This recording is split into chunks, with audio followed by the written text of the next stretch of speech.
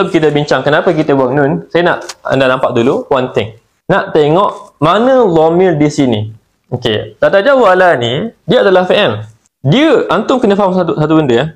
Fi'il takkan wujud tanpa ada fa'il. Kata kerja dia takkan wujud tanpa ada pelaku. Ustaz, bukankah kuma depan ni dia punya fa'il ustaz? Sebab kuma ni kan engkau berdua, maksudnya engkau berdua ala atas, maksudnya engkau berdua perlu. Itu maksud alaikum. Tajawala maksud dia melayari. Maka kita akan fikir, oh ustaz, maka kuma ni lah dia punya fa'il. Sebab ni adalah dua ni lah yang buat. Tapi sebenarnya bukan. Kuma ni bukan fa'il dia. Kenapa ustaz? Sebab sekarang ni fi'il dia ialah tatajawala ni. Ni fi'il dia. Bila ni fi'il dia, fa'il ni dia mesti selepas fi'il.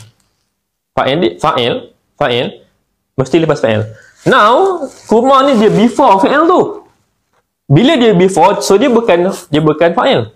Kuma ni apa? Kuma ni ialah harf isim majrur. Sebab dia selepas harful jar ala, maka dia adalah isim majrur. So mana fa'il dia? Antum perhatikan ya.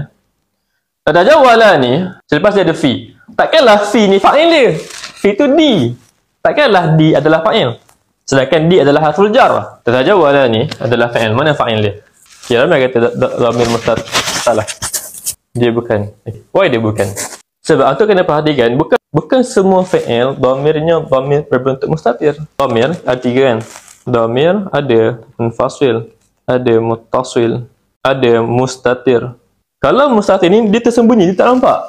Sekarang ni kalau kita kata fa'ala, memang tak nampak. Fa'ala tak ada. Fa'ala, yaf'alu, if'al, memang mustatir semua ni. Sebab tak nampak, tak ada. Kalau yang kedua ni, kalau fa'ala, yaf'alani, if'ala, semua ada dhamir dia. Mana? Alif.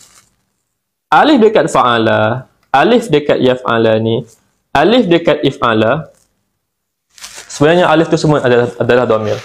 Bila dia nampak, maka dia bukan dhamir mustatir. Dia adalah dhamir apa? Muttasil ke munfasil? Betul, muttasil. Dhamir yang bersambung dengan kalimah. Bila antum jumpa fa'il, kan? Fa'il tu lepas dia ada alif. Contoh la fa'il madhi fa'ala, yaf'alani, taf'alani, if'ala.